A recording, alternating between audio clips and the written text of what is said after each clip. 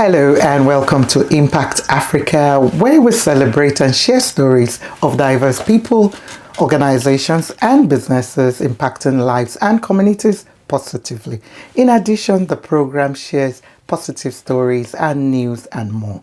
I am Dr. Kemi Akeode Adebayo, known as Dr. Mama K. And in today's program to share our story, our beautiful story, is my dear sister. She's my sister, Aburo. Yeah. For those who know what Aburo means. She is creative, she's highly focused, she's a serial entrepreneur. Funmilayo Ayanbadejo. She has extensive experience in finance, corporate governance, property consulting, fashion, and I could go on and on about this young lady. And she lives and works between UAE, UK, and Nigeria. You think, yeah, I'm the only one that goes around that. I have other people, it's not only me. So, my dear Aburo and sister, and what else can I call you now? Anything I want to go. Welcome to Impact Africa. Thank you very much, and thanks for having me. It's a pleasure, and I can't believe you're with us here in Cape Town. I have to say she is in Cape Town. So she's not in Dubai or London or not Lagos. So she's right here in beautiful Mother City, Cape Town. So tell us, Funmilayo, because that's my second name as well. As Nigerians, we have a lot of names. And I know you all know she is Nigerian by the name, or if you don't know, she is Nigerian. What does Funmilayo mean? And where were you born? And just tell us life growing up and anything else you want to share. So Funmilayo means God gave my parents joy. Okay. I was born in Lagos, Nigeria. I started off with staff school in Akoka and then went on to command primary school in Yaba. And I went on to secondary school in FGGC Shagamu, where my first day, I was handed over to her. Don't worry, we'll come back to Shagamu live soon. I was handed over to her. She was in upper six. I was in Form 1. Our parents are very close we go to the same church. So that was interesting. And she did look after me very, very well. So you can see from the relationship, we're still here today. Went to Unilag, then crossed over to the UK, went to University of Hull, then worked in Finance Investec, which is a South African originated company. Left, went to Sheffield Hallam, became an SAP consultant, did first of all consultancy with Logica 1-to-1. Went on to work with end users like OCS, Glaxo Wellcome, T-Mobile, and then decided that it was time to be self-employed, especially because I was having children, and I started off with Millionaire Warehouse. Of course, before then, which you might mention, from Shagamu, I used to make hair and people would pay me. And sometimes I would do movie nights when exams was over, puppet movie nights, and they would pay me. So I think I would sell petrol during petrol scarcity, air condition for my mom when, in Unilag, and fairly used fridges when they first started bringing them into the country. So up to an extent where I have friends that say, which business haven't you not done? Well, I have some, but I'll tell you guys about it later. You did car park at one time in London. Yes, I remember. I did car park. I just remember that one now. I did flower arranging. The only two things I haven't done is food. I haven't done. I'm not likely to do it. And oil and gas. Too technical. So, although they say because you sold petrol, that's still oil and gas, but there's some businesses that I run away from. I think food is the only one that I've never sold any form of food or anything like that before. Right. I haven't done anything related to food before. Before we go to that bit of you being a serial entrepreneur, because that's why for me, if we could even find another word for serial, you've done everything and, and starting from a very young age. Life growing up, because I know you're the first of four children. Life growing up as a firstborn How was that, for you? I know you said you went to Unilag, private schools, and so on. And then what are you mostly proud of as a Nigerian? I know for us on this program, we focus on the positive. Yes, we have the negatives. But as a Nigerian, what are you mostly proud of? And how was life growing up for you? And then why did you decide to go to the UK? So life growing up for me was challenging in some ways. But years later, I got to really appreciate it, the positives. And so it's going to be an interesting answer. Challenging because I was the first child. I was a girl child. And there's always a lot of pressure. They want you to do well in exams. They want you to look after your siblings. They want you to know everyone in the extended family. They wanted you to know how to cook, how to clean the house. They wanted you to get married early. They wanted you to have children early. So it was a lot of pressure, I must say.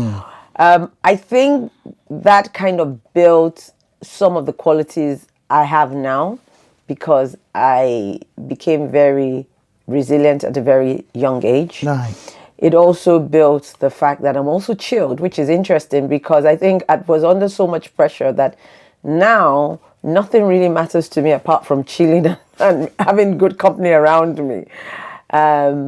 So that's what I would say, that it was a very, very challenging. My mom was very strict and my dad was very quiet. So I had two extremes. But you need that in a Nigerian home. Yes. You need one who is the good cop and the bad cop. They were just far too extremes in this case. That you have extremes, but these extremes are really extremes. And what was the good thing I miss about growing up in Nigeria? I must be honest, the nature. Okay. My creativity stemmed from because of the pressure, and because I grew up as a female child, and you know how we females are in terms of we can be unsupportive to each other, unfortunately. I learned to do hobbies that were self. So flower arranging, plants. Right. So rather than hang out with the girls on a Saturday at home, after my mom had said, anyway, you can't go out this weekend, or if you go out, you're only going out for 2 hours, which didn't make sense. So I learned to paint. I learned to knit. I learned to do flower arranging. I learned to do gardening, which is very unusual of most teenagers that grew up in Africa and Nigeria. But for me, talking to the flowers was good. I used to have a smile on my face. It was refreshing. They wouldn't annoy me. I could even see the smile on you now. They wouldn't annoy me. I never believed, or I never knew that you could actually talk to flowers in your plant. And I actually started doing that of late at over 50. It was one of my Nigerian aunties that I'm very close to that said, no, I speak to my plants and flowers, and what you're saying as well. And I could see that in her. And I think I did that recently on a plant, and I'm like, no, you're going to wake up, you're going to, I started praying even for the flower, at that time, that particular plant, and I saw the difference. When I saw that, I was like, wow, so I can relate. Yeah. I mean, the thing about flower arranging especially is when you start to arrange the flowers, you have to understand the different angles. Do you want the flower like this? Do you want the flower like that? So it gets you busy and thinking in your head, positioning. And then when you're doing it, the more it's like when I design fabrics, the more is looking together, the happier and excited you get. And then when you finish, you think, oh my God, I've just made such a beautiful piece. And then you don't want it to die. Unfortunately, it does die. The same thing about flowering, the same thing about painting. I actually went back to arts class 3 years ago, but of course, with my busy schedule after one term, you couldn't cope with it. But at least I made an attempt at it, and there was a reason why I actually went. At that time, I needed to get out. Right. So I mean, and this is the advantage about having those hobbies. We also, one of the things I also missed is and that's talking about nature. I miss the fact that we used to do a lot of role play dramas, me and my cousins in the house. Now And you're reminding me too. Yeah. and we had a big compound. And sometimes when our parents go out, we would cook outside. We would cook with Milo tins, take the vegetables from outside, mix it, and just be outside and doing this meant to be soup and meant to be vegetable soup. And before they come home, we've cleaned everything. And it was interesting because we'd do that. At the same time, we always had to be in the kitchen, and we hated it because being in the kitchen with my mom meant pressure. Cooking when she's not at home is a play. So having those kind of experiences was really fun to me. And I think for me, it's an area of I'm an extrovert in the fact that I talk a lot. I'm an introvert in the fact that my hobbies are introverted, and I can be on a meeting, which is why I'm in Cape Town on holiday on my own, and everyone is wondering what's happening in Cape Town. I said holiday on your own, 6 hours. Yes, and I have had such a brilliant time that I'm even thinking. I told your husband yesterday, I think I need to go to Namibia or somewhere again on my own. I don't think I'm going to wait for anyone. I think the most I'll do is know someone there, and then I'm upping.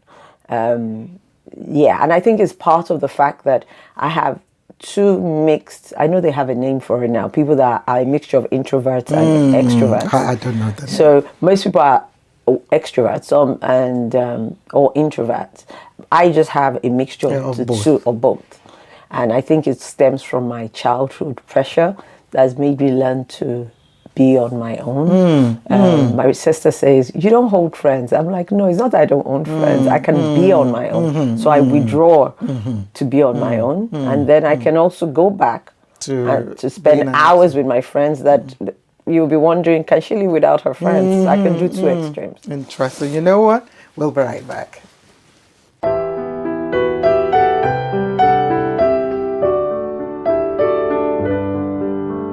Wow, Funmilayo, meaning joy to your parents and being the first of four. And, the pressure as a female eldest child in terms of the Nigerian and African culture, growing up and, of course, you schooling in Lagos and then going to the UK, as well to school and then starting up business while in school, basically like what you said, doing hair, doing movie nights and a lot of other things, selling air conditions and so on. How or why did you think, that becoming an entrepreneur was it by chance, or was it because your mom, I know your mom is an entrepreneur as well, a very, very powerful one that did so much. So would you say it was something you saw in her, it was something that was in you? And as well with your business, I know you've had various businesses like we spoke about in the first segment, but with Patrick Ayonski, and I'm wearing one of Patrick Ayonski's design, which is beautiful, by the way, but you hear more, about it.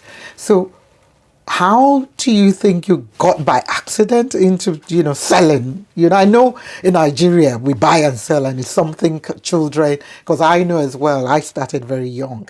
But for you, would you say it was just because it was a norm, or you're seeing your mom? How did you stumble into it? And tell us now more about Paul Ayonski and why that name. So I think it was a combination, come to think of it. At some point in time, I didn't want to be an entrepreneur because I felt that I didn't want to work in my mom's shadow. Okay. Because I thought, oh my God, this life, I'm not sure I want it. I need a bit of structure in my life, which is why my introverted behavior always shows, which I think I got from my dad. Like I wanted a bit of structure, which is why I went into career. I also wanted to prove to people that I could work. Right. So For me, entrepreneurship is just by chance, and also I had it in me. I've always had a dream since I was young to to have a multinational company. I used to dream and almost see the buildings, tall buildings, as multinational. And I also wanted to really help people, and I knew that the only way you could genuinely help people is to be able to be financially fit to help them. I saw a lot of poverty. I saw a lot of people I could help. And also I had that female thing that I'm like, why is it always a man's world? I want it to be a female world. Why isn't a female doing those great things? Why isn't a female being the head of that multinational? And I always used to look at leaders like Esther in the Bible, and I used to go, she was a queen and she must have led. I looked at, even though we talk about Ruth as a wife, but she must have done exceptional things for her to be noticed, because she wasn't found doing nothing. She was found working. And I think people miss that bit out, that she was found working as opposed to found doing nothing. And so a lot of it was around a lot of dreaming and thinking. But I also think having my mom making us help her when we were younger actually helped. In terms of, with her business. So she was kind of probably grooming you without even you realizing, or even her thinking about it. No, I don't think she thought about it, that she was grooming us. I think she just thought, they have to help. To keep them active, yeah. I have to keep them busy. They have to help. Which has made us bold enough. And my sister is in career, but it's made her very bold in career too, because we laugh about it, that how can you not be Mrs. Dada's daughter and you are not strong? Is that a joke? I remember you sharing last night, I know I'm going totally off now, about the trip whereby your mom and Mrs. Alakija, one of the richest women in Africa, were in China, and all the drama with going, the accommodation. Yes. So I think that was her mentoring you as well, and even with her friends, I couldn't get over both of them. That you brought so much money to spend in China, and we're staying in this hotel. No, that's my daddy's behavior showing. Like, all this stress and hard work. So that was a very interesting one. Now, fast forward, of course, you asked why Patrick Ayanbadejo. So when I got married, my husband and I, my aunt in Abuja, which we spoken to, my mom's sister, Mrs. Babalola, one thing I picked up from her growing up was she and her husband did everything together. I guess sometimes, and you might find this, that when you stay in a country that you're on your own, they stayed in the northern part of Nigeria, no family, Kaduna, moved to Abuja, you just both have to be supportive of each other. So there's no mommy, daddy, anyone. And I actually really liked it. And luckily when I got married to my friend, who I believe has remained my friend instead of a husband. So when we talk, people think we talk as friends, but we were friends before. For quite a bit of time before we started dating. And I just wanted to do everything with him. I also quickly learned that if you want to get your husband to support you, as a woman, you've got to do it in a submissive way without kneeling down. And one of the things I did was not only included him as a shareholder in the business, I named the company after him. So Patrick is his first name. Right. Ayanbadejo is his nickname because our surname is Ayanbadejo.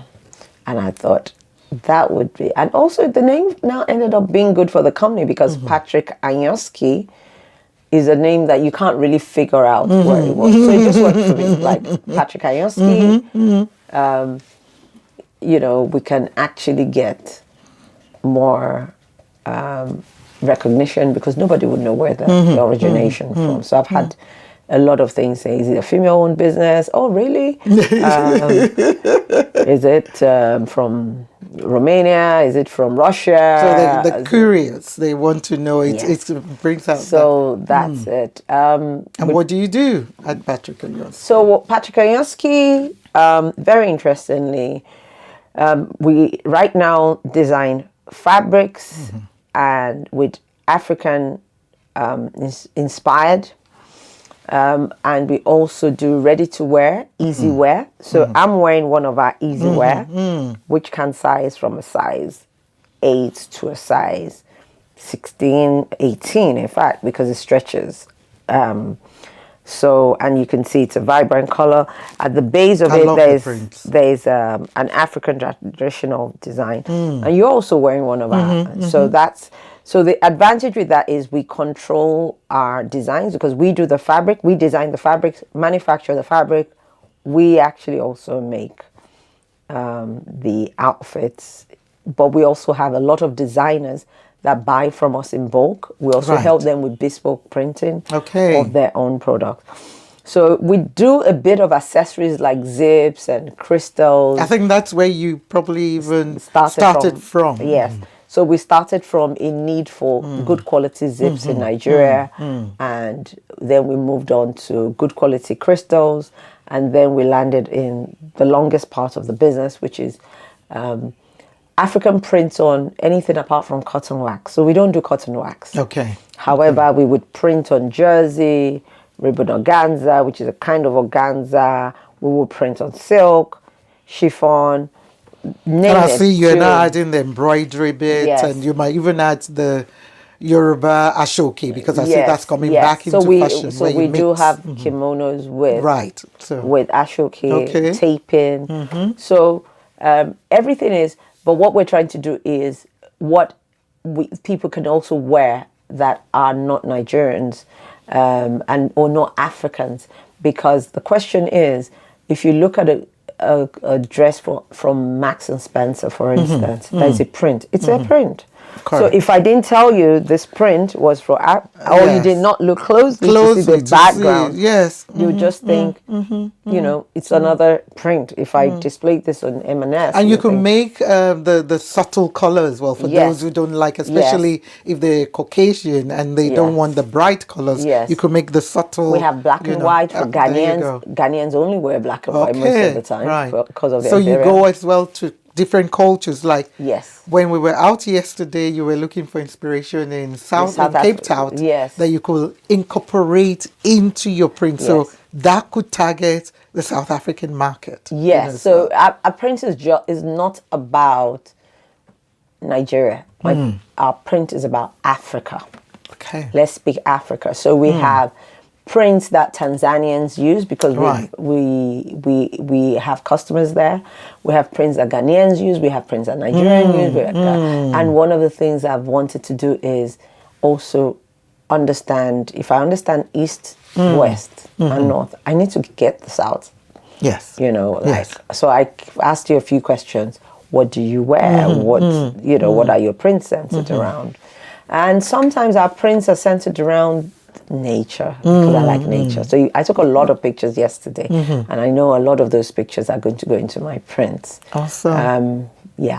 So now you operate in Nigeria, in UK with Ayanbadejo, or where do you operate Ayanbadejo from? So now we focus on operating from Nigeria because we used to operate in the UK, but because my husband moved to Dubai and then I moved with him, we had to close our operations in the UK.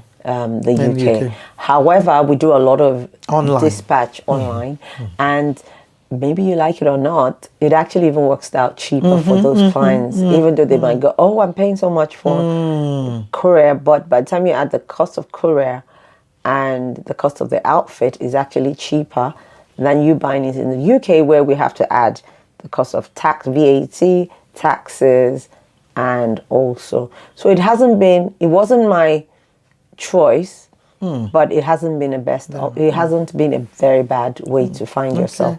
So let me now go on to, because I know we probably need to round off this segment shortly.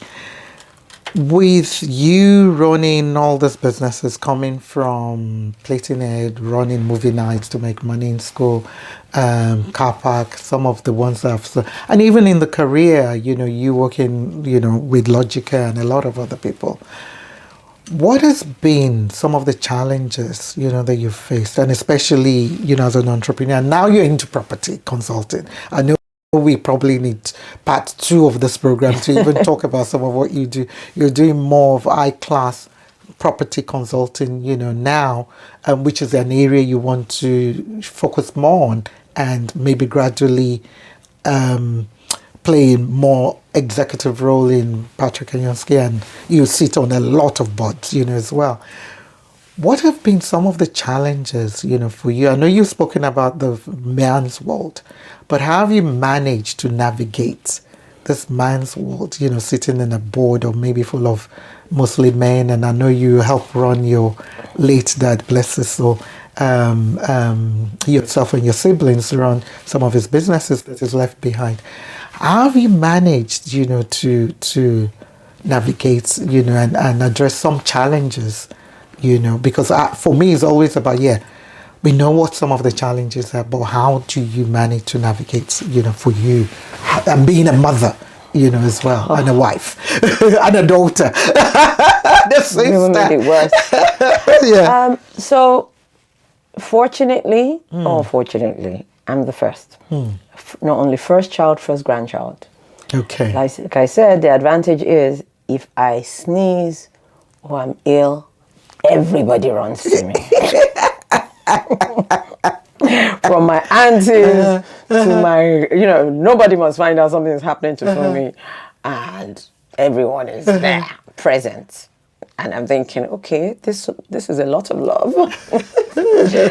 Having my first child, who is the first grandchild on both sides of my parents' great-grandchild, was also another drama because my aunties even flew to Houston to be with me and uncle. So I'm not sure who her parents fly, her aunties fly, who has to go and deliver a child. And you're thinking, what's going on here? Some of the challenges that I have faced very much is sometimes trying to be everything and anything. When you're in that situation, you tend to become naturally motherly, helpful, and a bit gentle, even though people see you as aggressive, but emotionally gentle. Right. And one of the things that I think has, is people seeing that fact that you are trying to be somebody yourself, but they think of you as everything. So the expectation is very, very high. Right. And what I had to learn to do is not to beat myself that I can't be everything and anything. Right. Right. I have to pick my battles. Right. I've also got to prioritize at every point in time. So one of the things is, and have a good support system. Right. We don't talk a lot about support system, but support system is great because as women, we feel we have to be something and everything.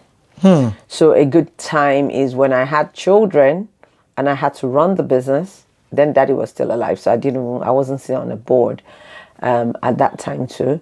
I wasn't working, so I was just running the business. But the business was so busy. It was milliner warehouse. It was millinery stuff. It was so busy. And I had my first son. The first thing I did was get help. Okay. I always say to people, I say, I can't do it without a nanny. And they look at me like, you're spending that much money buying or bringing in a nanny into the country. I said, yes. I said, for me, that's a priority. Because, and I don't feel any guilt. Because I am at home, but I'm tired. Yes. So for me to function properly with my children, I get a support that frees me up, even if it's just to cook, clean, while I'm with the children. Right, right. And the same thing, I can't replace the support for my husband. So that's the only way I can have time for him. So support was one of the things, and educating myself. Right. When I got on the board, it was by chance because of my late father. I don't want to say default. I landed myself on several boards. Very challenging being in a man's world. Let's not deceive ourselves as women. I've been preaching something. It's still a man's world, but we need to change it. We're expecting the government to change it for us. We're expecting them to change it and give us pathway. They are going to give us what they want. We need to change it. We need to raise women leaders that are not just professionals, but are ready to say, I want to be a majority shareholder in a bank. I want to be majority shareholder in a multinational. I want to own a school and drive it with good governance. Then they would listen to us.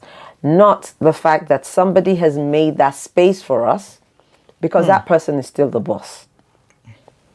And what has been happening is that we are talking about a women's world, but the truth is that most of the time they're making ways for us. And this is why I think, for me, being an entrepreneur, we should, as women, think as leaders.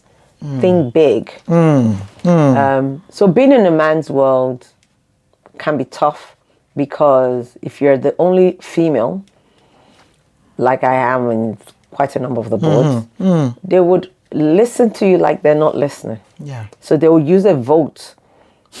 They'll say they've listened, but they'll use a vote to get there. To get you out. To get their own ideas. Yeah. So if a woman was the one in charge and the majority, and she's making decision, even if the men are there, Right. if it's time to vote, they would think twice, because they're looking at this woman thinking, she's the majority shareholder, we better file in, and we can't vote her out. You know, things like that. So I don't want to digress, because I can go on about male challenges. I can see that. Let me go now, because I know I need to round up in this segment. Sorry, and one thing I wanted to mention, I also educated myself. So support for me is not just getting people. Yes. Support is get educated. So I had to go and do a diploma course with Financial Times, which is one of the top companies that trains on non-executive board, just to make sure I'm not saying rubbish. And I did exams. In fact, I passed my exam last January. So it's a very recent thing. Awesome. Well done. Very proud of you. So for you, would you say that's part of your success story and your achievement? What are you mostly proud of? I think that's what I want to end this segment with. So what I'm mostly proud of is that I'm able to do what I love doing and trying to be a leader in my industry, but also keeping my home together. It's also very important, because you find that most women that are successful either have no relationship with their children, but they think they do. But it's when the kids grow up, you find out that you've lost out. No relationship with your husband, and they get divorced. And I think what I'm really proud of is the fact that I have been able to prioritize myself, choose what's important to me, and have my home still together with everything I do. I love that. We'll be right back.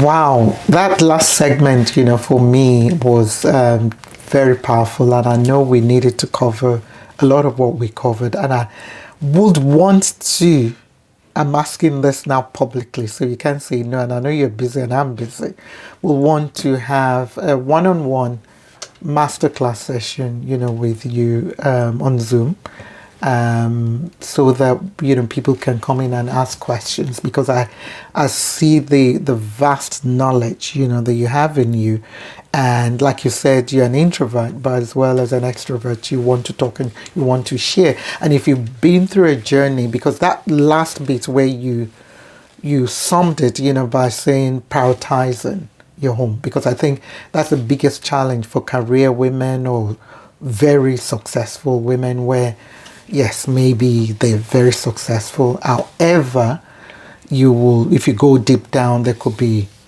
an issue with the marriage or the children, or not that only prioritizing is the issue, but I'm sure God and a lot of other factors in there.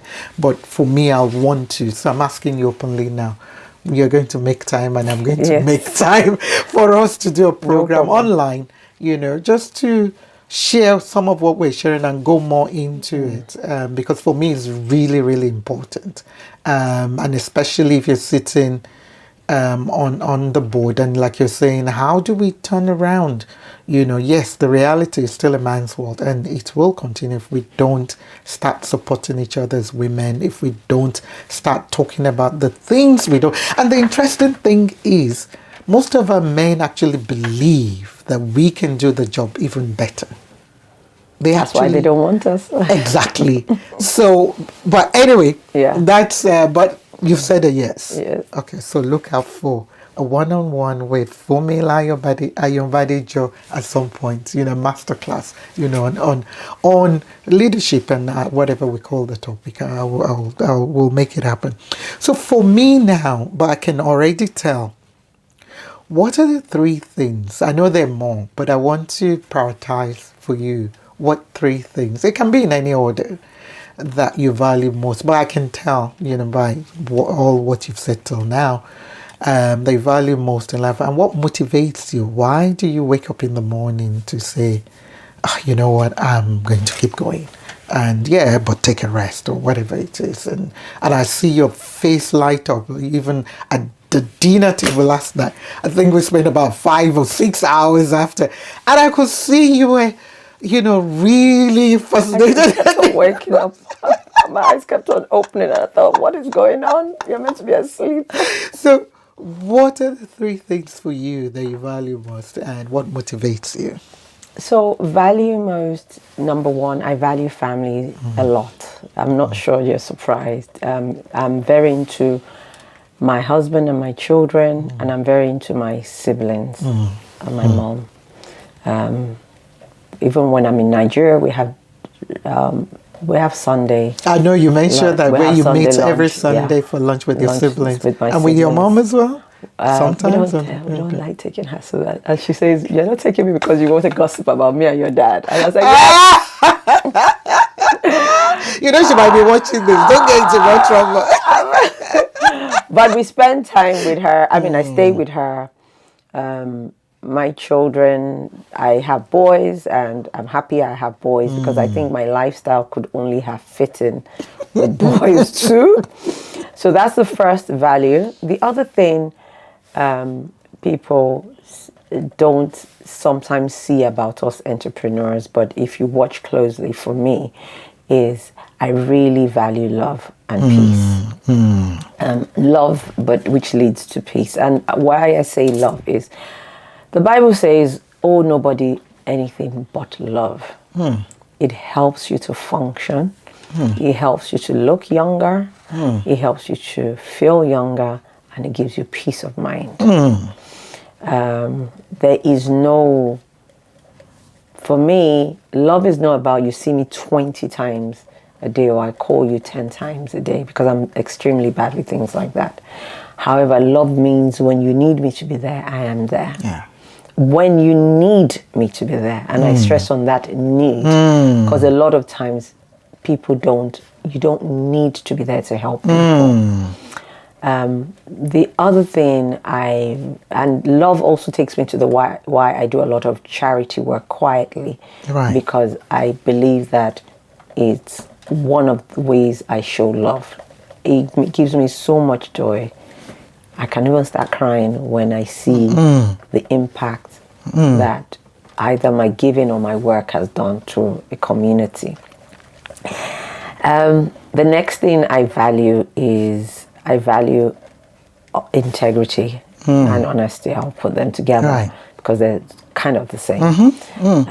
And as much as I want to actually be successful, or people say, well, some people say you're already successful, but I want to get to that top, and get on the Forbes. I think I value honesty and integrity more, and sometimes I pull out of transactions because of that. Sometimes Right. I pull out of things I don't want to do because of that, because I'm thinking it's not necessary. What's the worst? So I have this attitude, what's the worst that can happen? You don't get it. Right. But you're not doing badly. Right. You don't get to the Forbes. Right. but you're not doing badly. You're not starving. Your children are not starving. But how many cars do you need to drive in this world? Not a lot. Just one. You can only drive one car at a time. Exactly. So even if you have 20 cars, you can only drive one at a time. Exactly. So honesty and integrity sometimes makes me pull back on things. Right. Okay. Value. And what motivates you? Motivates. That's a very what keeps you interesting going? one. What really keeps me going, I think, is just, I'm not even sure what it is, but I think I just naturally want to be an achiever. Okay. And it's not about money. Yes, I like amassing wealth. I wouldn't lie. But I'm not even sure it's the amassing wealth. I think I just love conquering and amassing wealth to empower people. I think it's just a natural motivation. Right. Sometimes I get demotivated. We don't want to talk about the demotivation because very often. But all I have to see is maybe a need, not necessarily mine. It could be a community. Or all I have to say is watch the TV and I'm like, all those people, what are they even doing? Are they impacting? Like I've been talking about how I feel Africa has a problem, how we have to help Africa. But imagine if we were in leadership, we'll be able to help better. So sometimes I get a nod from God, I think, saying, okay, you're saying you want to chill, but look at what's going on. Still out there. So I think a lot of my motivation comes from the inner side of me in terms of the things I value, love, honesty, integrity, family. So I think really what motivates me are those things I value to do things. I think that's the summary of my motivation, because sometimes I'm completely demotivated, but everybody laughs and just says it's just a matter of time. She will change her mind. Okay. Before you know it, she's going again. And you're wondering, didn't you just say last week that you were not doing anymore? I mean, some of the challenges we have had in Ayanbadejo in the last 5 to 6 years, just before the COVID, Nigeria became a very challenging market. Then the COVID happened. The whole fashion is very challenging at the moment all over the world. However, when I think of the fact that Ayanbadejo is my only business that I do that employs a lot of people, but most especially a lot of people that are semi-educated. What I mean by semi-educated, they just have, ordinary diploma, or they just have tailoring. They've done tailoring. They didn't go to school. So sometimes I think if I close it down, that's the only avenue to employ those people. In fact, it's interesting.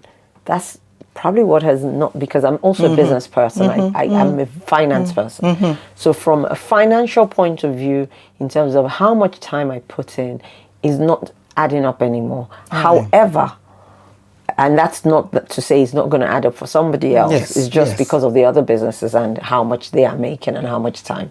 However, it brings a value the others don't bring to people, other people's lives. So it brings a value to other people's lives. And sometimes I wish my staffs could see it. It doesn't bring a value that much to me anymore in terms of financial, but it brings a value to life. And because of that, I've noticed people, even my HNIs that I do properties with, they still wanted to know about Ayanbadejo. In fact, that was one of the reasons I'm thinking, Ayanbadejo will keep following me everywhere, because some of them are so proud that I have Ayanbadejo. So, yeah. Okay, we'll be right back.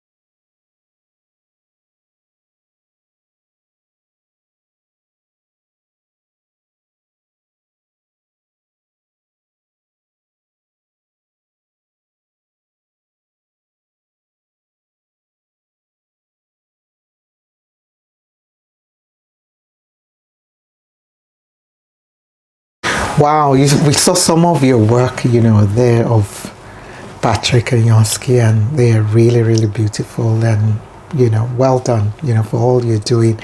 And the previous segment we were talking about what motivates you or demotivates you and some of what you value. And I wasn't surprised to hear about family, love, and peace and integrity and being honest.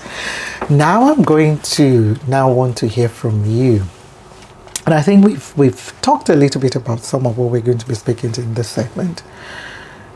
What does success, mean to you? Is it you now, like you said, yes, you love amassing wealth, but it's not really what drives you. You're naturally an achiever.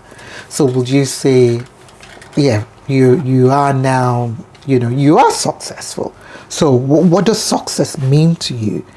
And what does leadership, as well mean to you? Because like you said in the previous segment, you're now seeing, especially with Patrick and Yonsky, you're changing your focus, but you're still leading a team, based on the value and you're inputting into their lives rather than even the business. Because, what you're going into now probably generates more income, for you.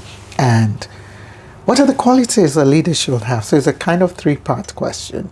What are the qualities that you feel a leader should have?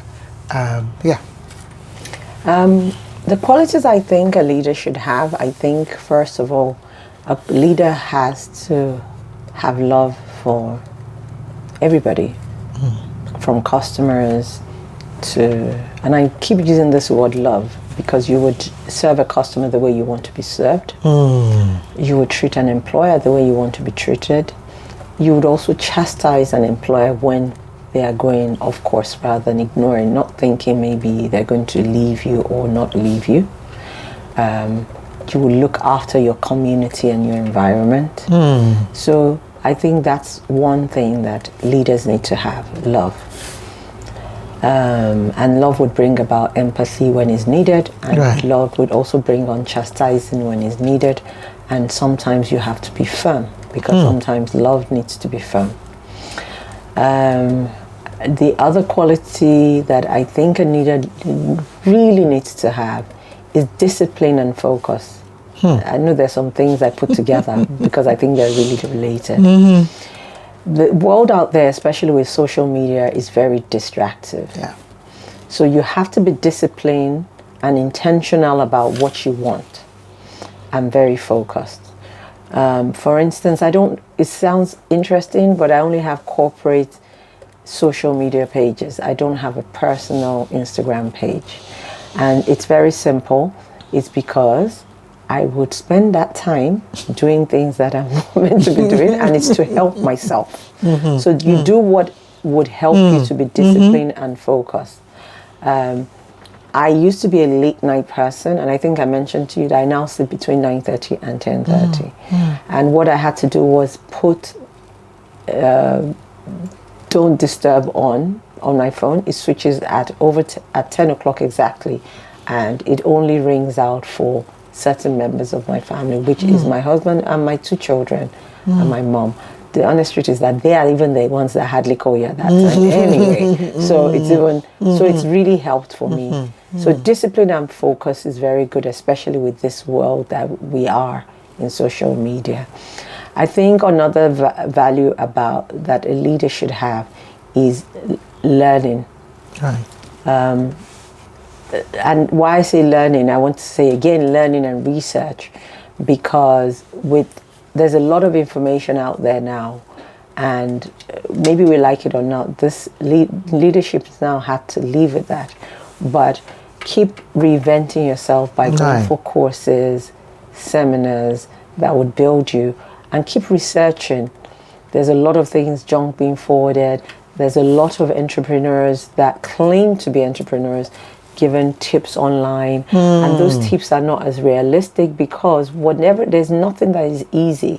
And taking back to focus and discipline, nothing comes easy. I'm always saying I want to start a business because it's easier, but inside me I'm thinking it's not easier, because there's something else you're going to face down the line or face that will be different. the good thing is you bring your experiences from the previous one or your previous mistake and implement it there. But that's for me. Sorry, what was the other question? Leadership. Okay. What does leadership mean to you? And success. What's the definition of so success? for me, leadership means leading by example in a humble way. And I always give little stories. I love Bible stories. If you've noticed, I've talked about Esther and I've talked about Ruth. And I really, really like the story of Joseph, because I think that Joseph was a leader. Like me, didn't really see it, was just a dreamer. However, because he did things by example, he was noticed. Leadership by example is very key to me. No matter what anybody says, you would be noticed if you're doing the right things at the right time with excellence in it. If you're not noticed by your immediate boss, trust me, God is looking and would actually find somebody that would notice you, would position you.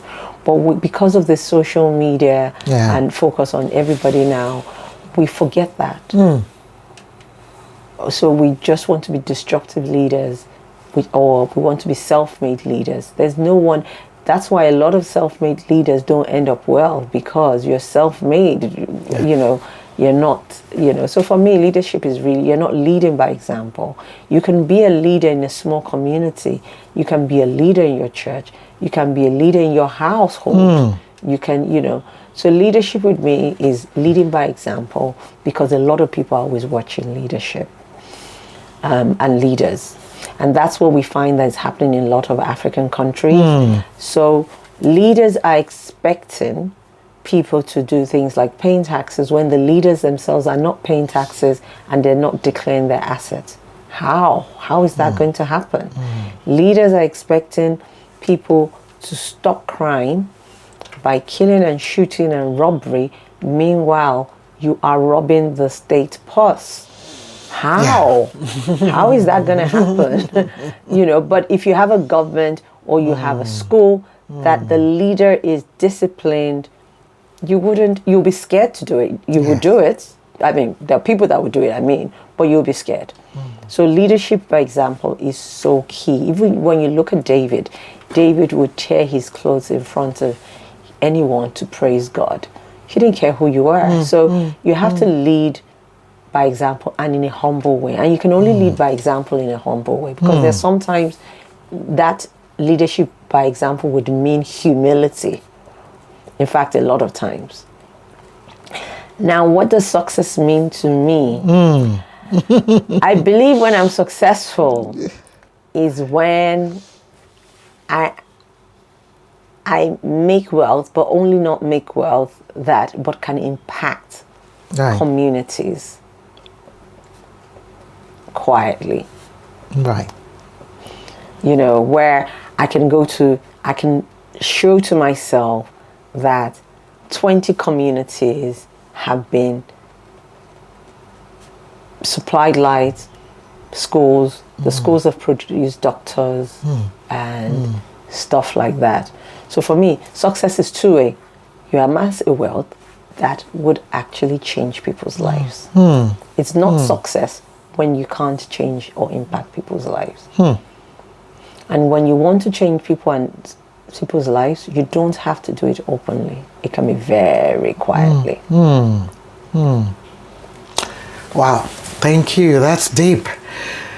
Okay, we've only got 2 more to go, and we're almost there. We've actually spoken about some of this one now, but I still want to bring it as a question. So for you, what are some of the life lessons that you've learned, along the way that can help a young Funmilayo that is in Ekiti, that, it's 7-year-old, that you will say, okay, you need to do this, you need to do that, you need to do that. That maybe you've learned from all this your journey over the years, either working for someone and now working for yourself, and not only working for yourself, but working towards, giving back retirement and giving back more quietly and, still amassing wealth or doing what you love doing, what are some of the key life lessons? Focus and discipline is one. The other one I would say is keep going. Okay. Just keep going. And don't be distracted, which is part of focusing. Also, be intentional about people you hang out with or you stay around. It can also be very lonely. So learn to enjoy your own company. Because being intentional about people you're around means that you need to be around people that would encourage you even when you're sounding crazy. However, that requires, sometimes you might not find those people, so you have to enjoy your own company. You have to be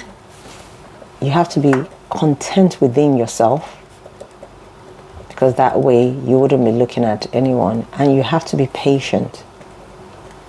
Again, one of the reasons I like Joseph's story is the time it took Joseph to actually be promoted.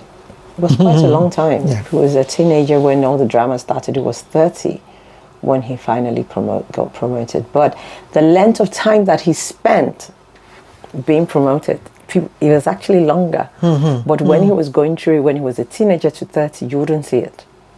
So there's a lot of patience that is required, but it doesn't mean that you're going to drown in poverty or in sorrow. But most importantly, you have to, when you're going through that, you just have to remain focused. I didn't mention one thing. I believe very strongly in God and the Bible, and sometimes during my lone times I go and read Bible stories. If you didn't believe in God before, please start believing in it. Because you definitely would need it. But that's one of the things I use to encourage myself, Bible stories. I read a lot of Old Testament Bible stories because for me they're there to guide you that you're not the first, neither would you be the last. You're not the first to be accused falsely. You're not the first.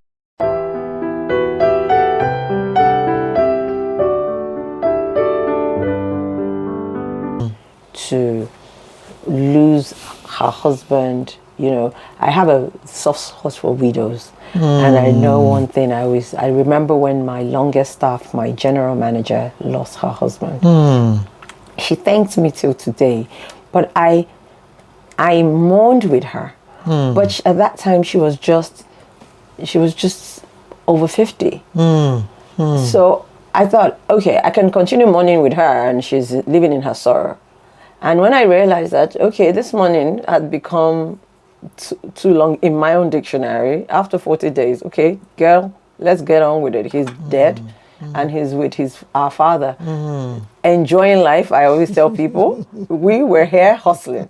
Yes. And I had to do tough love with her and said, you have all the time now to achieve as much as you want, because at least you're not like me that I'll say, oh, I have to go home and cook, I have to go home and do this.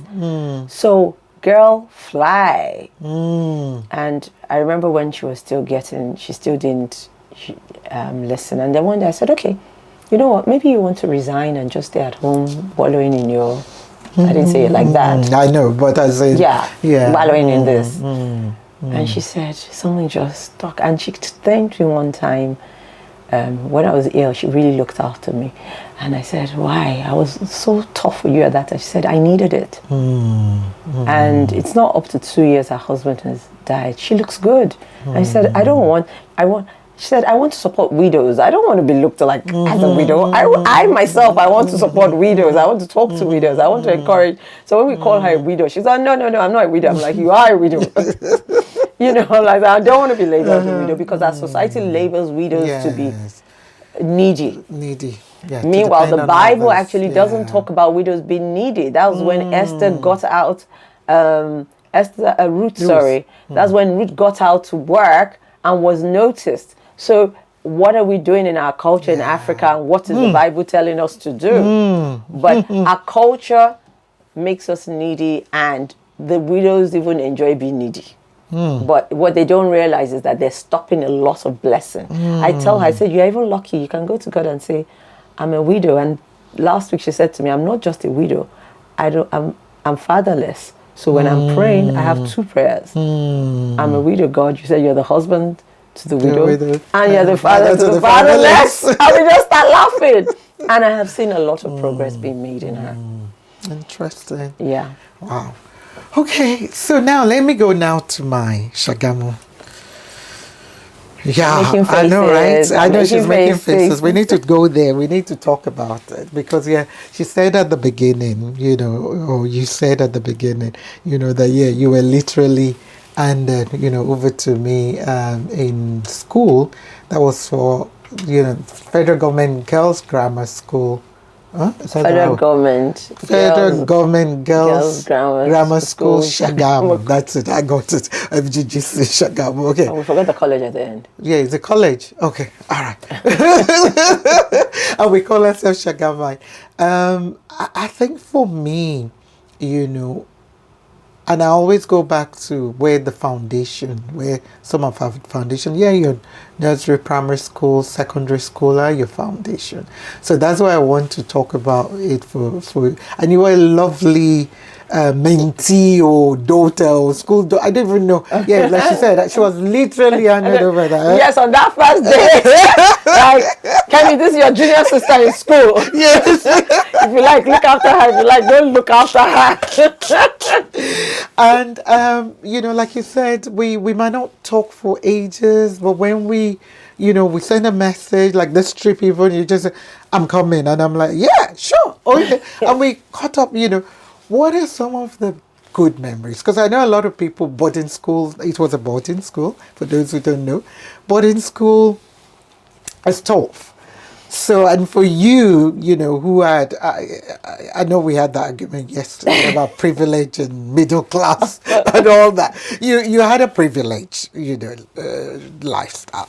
Okay, That's I'm the not going truth. to say anything. Don't say anything. So, for you, now being thrown into a school that, you did a lot of menial jobs. They were giving us probably beans with stones in it and a lot of other things. What are some of the good memories? I know the bad one, you've already mentioned, was the cutting of the grass. Why do we have to cut grass? Why do ladies have to cut grass?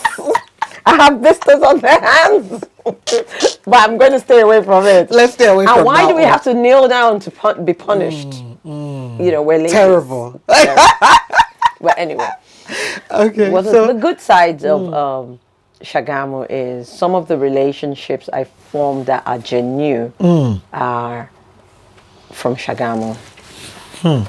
Some of the people I can run to are from right Shagamu. now in terms of over the years, yeah. But most importantly for me, it was maybe I grumble about it, but it's the experience. At least I have a story to tell. And it's a challenging story, but I also think you need those challenging stories, like you said, especially people from my kind of background, because people see me and they think everything is easy, everything she had at the platter of gold. I didn't have a lot of things at the platter of gold, and I didn't have a lot of things that people that their parents were not as successful as my parents had, and people didn't realize that. And I guess that's what has helped my tenacity, my focus, my discipline, my not being greedy to want to destroy others just because I want to amass wealth on myself. And I think that even though they sound like there were challenges in Shagamu, it was those challenges that I believe also helped my good values. I loved the movie night, actually. I didn't like the making of hairs much, but I really. So you were charging. What were you charging then? I can't even remember. You really remember? But did that help you with your? Because I'm sure you were getting pocket money. I was, but the movie night, we used to do a box. Now you're going to see a smile because I'm a creative by hobby. and I wish I could do it again. We used to do a box. We will now create these dummies, put sticks through them or threads through them, put off all the lights on the board, and they used to pay at one time, and we would start our movies with those things dancing, like caricature. and then when they want to find puppets, and we would now switch on the lights. So I was never caught. Oh God! Till now, I still dream of being able to do the box with the puppet string, and we would just be having fun. Wow! It's probably one of the things maybe I should even try and do it one of these days again. I think so, and especially when grandchildren start coming, you'll probably get into that. Okay, my kids are really worried about that grandchildren. They think their mom is such a diva now that they think I'm just going to be that grandmom that's going to be like, okay, I've got a nanny. Everybody's my boys are like, Mommy, we don't trust you. Now you're going to be there. Okay, we're all going on holiday, but your children mustn't cry. They mustn't throw up on my dress. But they were very good children. They were very good babies, and they also know. So they're like, Mommy, we're not the reality of being babies. We were just exceptionally very calm babies. The reality is God knew what he had to do, and he gave you those children. I said, your own children will be like that. Well, anyway, that's another story. Right. Yeah. So, shout out to all our Shagamite sisters out there. Hello. Hi, Shagamite. We love you all, and keep putting back, and well done to all those putting back, to the school, because it's a federal government school, and I was there last year, and I was really impressed with some of what has been done, and by alumni, different sets who have done various projects, to put back, and I was really impressed with the young children, the learners. I had fun just speaking to them. I had big fun speaking to my house, Adeja was my house. Yes, which was Adeja. Yeah, you were, but we were both in Adeja. I remember now. Yeah, so shout out to you all. Hi. So now my last question. I know it's been a marathon session of you sharing your story and such inspirational stories, and like you said, people see you and don't see your journey and don't know your story. I think we were saying that, and even from this I've actually learned some more things as well that I wasn't aware of, and this is what this is about. My final kind of question is just asking you, we have a lot of social economic issues around the world, ranging from poverty, we mentioned that, and so on, some of the people you work with and you putting back, crime, and so much. What for you is something that you're passionate, about, that you would like something to be done about it, and what can be done about it, even if though it's not you that's going to do something, but if you have the means or you want to share what the solutions, because for me it's always about solutions. Challenges are always opportunities, I believe, most of the time. So what for you in Africa, as a continent? Yes, you were born, in Nigeria, but you've lived in different continents. You've traveled. We didn't even have time to talk about all your traveling. You've traveled so much. To all the continents except all the one. Continents, exactly. You counted Africa. Yeah. So what for you do you think, because we have Africans living in the diaspora a lot, and people want to do things and they want to put back as best as they can.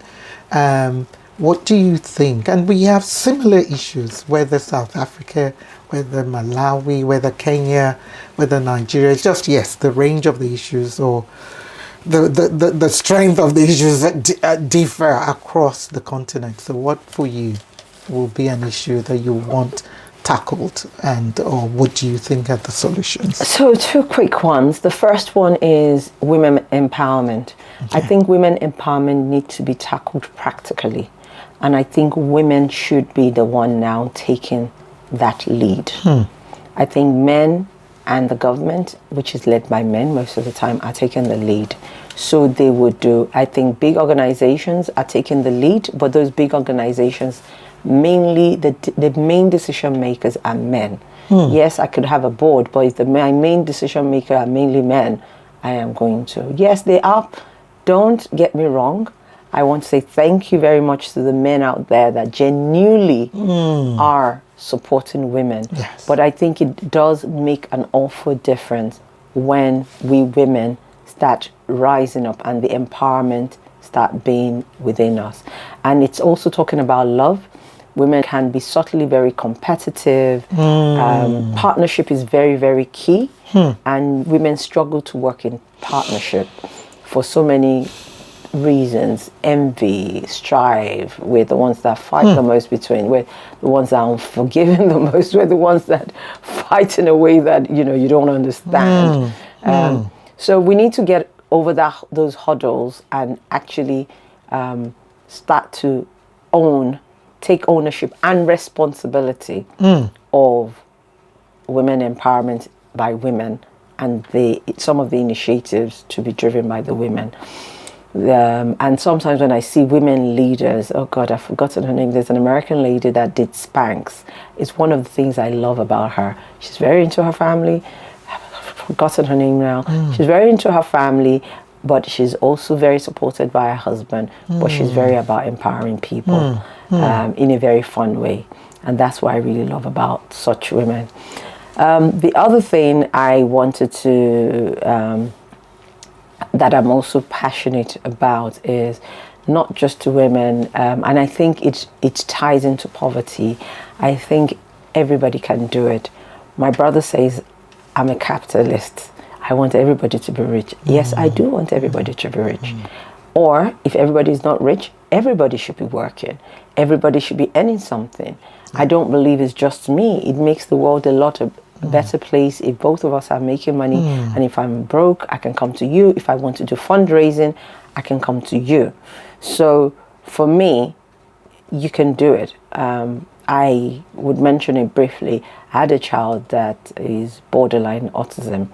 And I remember when they interviewed him once, he was writing his book, and they said, what was the greatest thing? And he said, my mom always said I could do all things through Christ. Now, that was so funny because I just used to say it. When he says, Mommy, I can't do it, I'll be like, you can do it through Christ. You can do it through Christ. I'm not even sure I understood what I was saying. I was just trying to motivate. And he said, Mommy, you made me believe that I can do anything and everything. I wanted to sing. I said, oh, you can sing and you can become a big musician. And he wanted to, and I got him a studio in Dubai then, and I gave him money to promote, and he did make some money and raised the money for Great Ormond Street. And he gave the money to Great Ormond Street. Oh, Mommy, I want to be a doctor. Oh, even when the doctors were saying his capacity can't be that. Oh, you want to be a doctor? Okay, you have to do a lot of hard work. Are you ready? Yes. Got all the assistants, went to Antigua to look at medical schools, went everywhere to look at medical schools. But it's my attitude of you can do it. I have seen that in you also, I must say. I've been very impressed just looking at, your assistant here, and I'm thinking, this is what I would say. Everybody can do anything. And when you tell me about John didn't do this, couldn't do this. And I'm thinking, this is why I always say, I've dreamt it. If there's one thing I took away from Cape Town, two things actually. One, everybody can do anything. So looking at John. The second thing is, oh my God, I love these couples. They are friends. They're best friends. Just living in harmony and best friends and just laughing. So for me, that is it. I would also add one more last thing that has just been in my mind last year, which is at some point in life, I would either support or want to run a discussion group. It's difficult for me with all my life to lead, but something about borderline autism, because a lot of support is given to normal children, is given to autistic children, but borderline autism, it's very difficult for them because they don't fit in autistic situations and they don't quite fit into regular situations. And it was after, in fact, I didn't notice from my son, it was canceling people that had similar situations like myself and my son that made me realize, wait a minute, there is a gap here. It's a big gap. There's a need there. So it's something I want to work on. And just on the women's section, I would also want to work with women. There's also a gap at the age of 40, 50 that want to go back to career. As they just rule them out of career because, so a lot of them end up going to entrepreneurship, which I don't think is necessarily the answer. And they don't do well as entrepreneurs. But taking time off to manage a home and children that are successful. When I meet my friends that took time off to be housewives, and I'm like, you did that? Oh my God, your kids have turned out beautifully well. I really admire them because I think it's a lot of work. It is. So I think those are two gaps that I've noticed that I would love the society or somebody to do something about, with me, because those two situations are borderline situations that are not noticed. I think I've said a lot of things I would love to do. Sorry. What? No. It's been awesome. It's been humbling. I know we've gone way over our usual time. However, for me, it was very, very important. It's not all the time we get the Funmilayo Ayanbadejo need that to be in our midst, in the studio. So for me, this is a privilege and an opportunity, and I feel so humbled. I know we didn't plan it. Immediately I said, could I interview you? And you said yes, because you're only here for 3 days. So why would I say no to you? I know. After me. I know, but still. You looked after me. You made sure I wasn't bullied. And thank you so much for having me. No, Thank you. It's been a pleasure. We salute you. We see you. We honor you. And we continue to pray that the God that you serve and that's been a guide, to you will never leave you, will never fail you. And you will continue to impact lives positively, because that's what Bold Moves is about. It's about celebrating those who are impacting lives positively, and as well for us, as an organization, to impact lives positively. So, but because I still have one more thing for you to do, but we want to just say, we see you, we appreciate you, we're presenting our small token of appreciation to you. Mrs. Funmilayo Ayanbadejo, we love you, we appreciate you, and we see you, and we have another small token, as well. And this is just a key as well, just to say this is a thank really you surprise. for what you do. There's you. a key holder and a mug. So anytime you drink your coffee, wherever, be it London, Nigeria, or you Dubai, so much. you will remember, this time, that you were with us. Now, nobody's going to believe that I was here on holiday. No, I know. They will think you exactly. But I'm letting them know that she is actually here on holiday. But we need to seize the moment. I'm being intentional about it. But lastly, I want you now to give words of encouragement. Thank because you I for believe this. You're most welcome. I believe most of what you've shared, would have inspired and encouraged a lot of young people and women and people in the disadvantaged community, giving them hope, as well, because that's what, this is about as well. Even if it's one person, we manage to turn, give a form of hope and through you sharing your story, be encouraged, then we've done more than enough. So, but I want you to just please, in closing, just give words of encouragement directly to anyone that you want to speak to. Thank you once again for having me. What I would like to say is keep going, be focused and disciplined, be very intentional. Intentional is not just a word you should take for granted. Intentional in the fact that if you need support, get support. If you need to be educated, get educated. If you need to discipline yourself to cut away from some certain things, do that. Be intentional, because the more intentional you get, the more discipline you would get, the more likelihood you will achieve things, and be happy with yourself. Love yourself. Celebrate yourself. Even when you do things wrong, chastise yourself, but get up again. And finally, believe in the God that you serve. It's really great. Thank you very much. Wow, powerful. Thank you so much. I wouldn't even try and summarize any of what you've said, or say yes, there was so much even in that last bit. Keep going, be very intentional, be focused, be happy, celebrate yourself, believe in the God you serve, and so much. But you know how we do it here? You need to rewind and just play this. It's on demand anytime you want to. And there might be some bits you could fast forward and play it, and use it to encourage and inspire yourself. So thank you. We wish you a safe journey, but we can't wait for that master class that we've spoken about. It might even be sooner. I just remember there's something else, but I will speak to you about it. Well, that's all we got time for. Is a marathon one today with us at Impact Africa. And I hope and I trust you've been inspired, by some of what she has shared there. We're going to be sharing the details, for Patrick Ayonski. If you need fabrics, like I told you, this is one of mine, which she, like she said, a lot of people won't believe she came on holiday, but she's like me. You make use of the best opportunity. Anywhere I go on holiday, but you make use of the best. So this was gifted to me.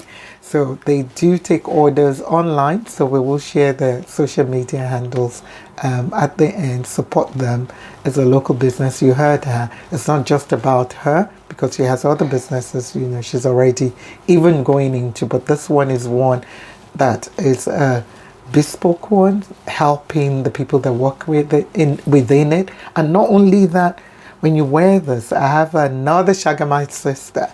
She just loves, she's always like, whenever she goes to the eyes, that's with Patrick Ayonski, she buys it and brings it back.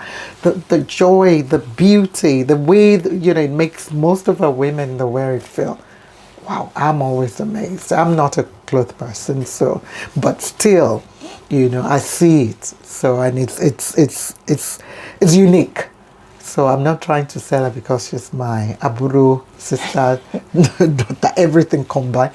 But I see it, and you saw the passion, in terms of what she was doing. So please do support her, and look out for more of talk and sharing her stories, or giving tips and lessons on leadership and more. That's all we've got time for today. Till next time, you know how we do it. Stay safe, stay blessed, love you all, keep taking bold steps, and we'll be right back at another day. It's Dr. Mama K signing off. And what do you say? Thank you. Bye. Thank you. Bye. Bye.